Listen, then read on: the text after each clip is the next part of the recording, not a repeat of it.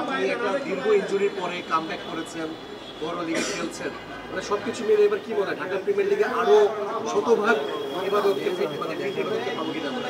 অবশ্যই দেখেন, আনফিট প্লেয়ারকে কেউ কখনো নিবে না। আলহামদুলিল্লাহ যে প্রায় 16-17 মাস পরে মানে ফিট হয়ে খেলতে পেরেছি। লাস্ট বিপিএল খেলেছি এবং এনসিএলে 5টা টি20 ম্যাচ খেলেছি এবং 2টা 4ডে ম্যাচ খেলেছি। তো আলহামদুলিল্লাহ সব কিছুর পরে হচ্ছে যে ফিট হওয়াতেই খেলতে পেরেছি এবং যার কারণে মোহামেডানের মতো বড় টিমে সুযোগ পেয়েছি খেলার। ইনশাআল্লাহ দেখা যাক, যখন খেলা শুরু হয়ে ভালো করার চেষ্টা করবো। এবং আপনাদের দলটা অনেক স্ট্রং, আমরা যে বরিশালে যে দলটা দেখছিলাম সেই দলটাই মোহামেডান দেখতে পাচ্ছি এবং অনেক ভালো ভালো প্লেয়ার এবার আছে। সবকিছু মিলে এবার কি মনে হচ্ছে যে এবার চ্যাম্পিয়ন হচ্ছে কিনা মোহামেডান? কোটি মানুষের আস্থার ভালোবাসায় 11 বারের মতো দেশের 1 নম্বর রেফ্রিজারেটর ব্র্যান্ড ওয়ালটন। অবশ্যই দেখেন, কাগজে কলমে তো খুব ভালো টিম, যেরকম ফরচুন বরিশাল টিমও ছিল কাগজে কলমে খুব ভালো এবং আমরা আলহামদুলিল্লাহ মাঠে ভালো খেলতে পারার কারণে আমরা চ্যাম্পিয়নও হয়েছি। সো সেই সুবাদে মোহামেডান টিমটাও ওভাবে করা হয়েছে, যেখানে তামিম ভাই আছে, মাহমুদুল্লাহ রিয়াদ ভাই আছে, মুশি ভাই আছে, তাইজুল ভাই আছে, মিরাজ, আমির। তো দেখা যাচ্ছে আমাদের ফরচুন বরিশালের ম্যাক্সিমাম প্লেয়ারই আমরা ওখানে আছি। তো কাগজে কলমে খুব ভালো টিম। ইনশাল্লাহ এখন দেখা যাক মাঠে যদি আমরা ভালো খেলতে পারি, ইনশাল্লাহ চ্যাম্পিয়ন হওয়ার সুযোগ থাকবে। এবার আপনারা এখানে খেলছেন, ওখানে বাংলাদেশ টিমও খেলছে পাকিস্তানে চ্যাম্পিয়ন্স ট্রফি, মানে একটু ওদেরকে মিস করছেন কিনা যে সেই লাল সবুজ জার্সিটা অনেকদিন হয়ে গেছে, সেই জার্সিটা গায়ে চাপা হচ্ছে না? অবশ্যই দেখেন, লাস্ট ওয়ানডেতেই আমি ইনজুরিতে পড়েছি আফগানিস্তানের সাথে, আপনারা জানেন। তো যে জিনিসটা হচ্ছে এখন বাংলাদেশ টিম চ্যাম্পিয়ন্স ট্রফি খেলতে গেছে, দোয়া আছে তাদের জন্য যাতে ভালো করতে পারে আমাদের টিমটা। আমরাও অপেক্ষা করতেছি যাতে বাংলাদেশ টিম ভালো করবে, ভালো ভালো ম্যাচ জিতবে, আমরা প্রাউড ফিল করব তাদেরকে নিয়ে। তো যে জিনিসটা হচ্ছে দোয়া করবেন সবাই বাংলাদেশ টিমের জন্য, আর আমরা যাতে সবাই একটু করতে পারি যে দেশে যাতে যারা খেলতে গেছে তাদের জন্য একটু তারা সবাই যাতে একটু কন্ট্রিবিউট করতে পারে দেশের জন্য। দলের নতুন স্পিড স্টার নাহিদ রানা আসছে, মানে আপনিও পেসার, মানে সবকিছু মিলে আসলে নাহিদ রানাকে নিয়ে কি বলবেন? অবশ্যই দেখেন, বাংলাদেশে অনেক এইরকম জোরে বোলার তো জেনারেলি হয় না সম্ভবত। তো এখানে সে আসছে, আমার কাছে মনে হয় তার একটু সময় দেওয়া উচিত, সবাই যাতে এক্সপেকটেশন যাতে বেড়ে না যায়। আমরা যারা আপনার যারা দর্শক আছেন, যাতে ও প্রত্যেক ম্যাচ জিতাবে বা ইয়ে করবে। তো যে জিনিসটা হচ্ছে ও নতুন আসছে, ওর একটু সময় দিবেন, এক্সপেকটেশন যাতে বেরিয়ে হাই যাতে না হয়, আস্তে আস্তে যাতে ও ম্যাচুর হইতে পারে, ম্যাচে ভালো করতে পারে। ইনশাআল্লাহ এটার জন্য দোয়া করবেন সবাই। রাওয়ালপিন্ডির 2টা ম্যাচ চ্যাম্পিয়ন্স ট্রফিতে বাংলাদেশের খুবই ইম্পর্টেন্ট 2টা ম্যাচ, ওইখানকার কন্ডিশন, ওইখানকার উইকেট, সব কিছু মিলে আসলে বাংলাদেশের জন্য কতটা ডিফিকাল্ট হবে, আসলে বাংলাদেশের প্ল্যানিংটা কেমন হওয়া উচিত?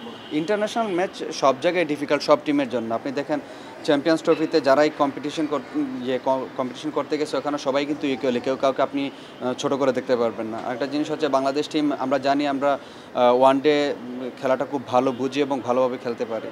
তো ইনশাল্লাহ দোয়া করেন বাংলাদেশ টিমের জন্য, যাতে লাস্ট 2টা ম্যাচ আছে আমরা যাতে ভালো করে সেমিতে যাইতে পারি ইনশাল্লাহ। Thank you so much.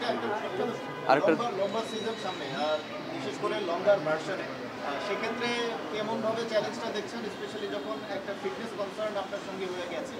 সেক্ষেত্রে স্পেশাল কোনো প্রিপারেশন আছে কিনা? কারণ ইনজুরি থেকে তো এরকম লম্বা ভার্সনে লম্বা সিজন এর আগে আপনি শুরু করা হয়।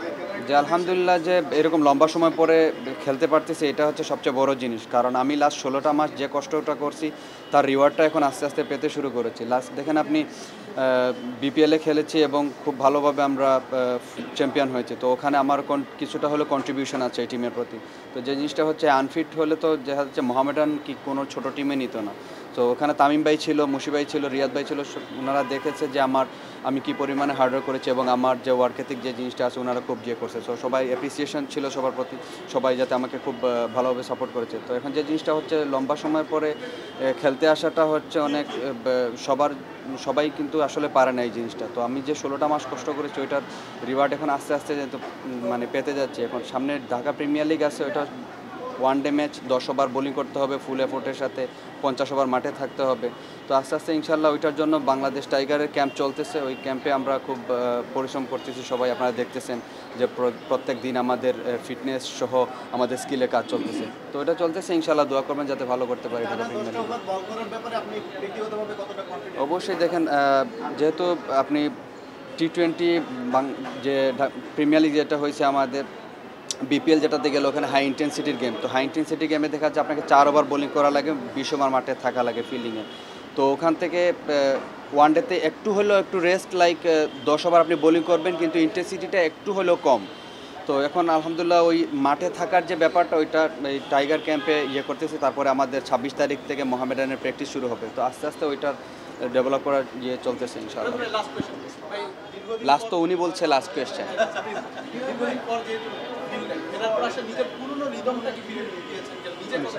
অবশ্যই আমার কাছে তো পুরনো রিদম মনে হচ্ছে যে আমি ফিরতে পেরেছি, এটাই হচ্ছে সবচেয়ে বড় জিনিস যে আমি হচ্ছে রিদমিক বোলার, আমার রিদমটা হচ্ছে মেইন স্ট্রেংথ, সাথে আমার পেস আছে, তো আলহামদুলিল্লাহ খুব ভালো লাগতেছে এখন যে ইয়েতে যাচ্ছি, ইনশাআল্লাহ দোয়া করেন যাতে ভালো করতে পারি। For more updates, subscribe to our YouTube channel and click on the bell icon.